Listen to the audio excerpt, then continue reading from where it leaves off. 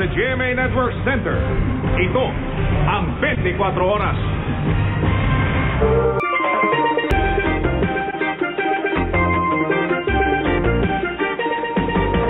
Sa napaka-busy Central Business District ng Makati, isang papasikat na pasyalan ang maaaring puntahan.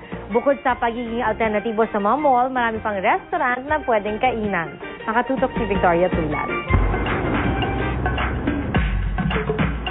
Sa gitna ng mga nagtataas ang gusali dito sa Makati, matatagpuan itong Ayala Triangle Gardens. Bukod sa makakapag-relax ka na, libre ka pang makakapasok kasama ang iyong pamilya at mga kaibigan. Ang mga bata ang pinaka-enjoy sa lugar. Ang iba naman, dito pinipiling mag-ehersisyo o kaya'y gumimik kasama ang barkada. We like the environment. It's good for your kids. So we can come out and walk with them. I really like this area, actually. It's very nice. It's nice to have this kind of an area in the center of such a metropolis.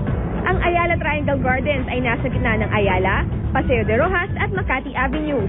Bukod sa magandang pasyalan, popular din ang Ayala Triangle Gardens dahil sa iba't ibang restaurant na talaga namang nakatatakam ang mga putahe.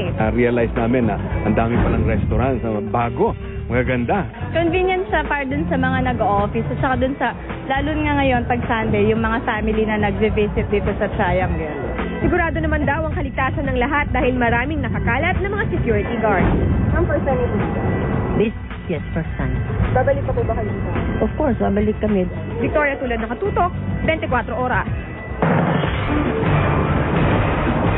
Mula sa GMA Network Center, ito ang 24 Oras.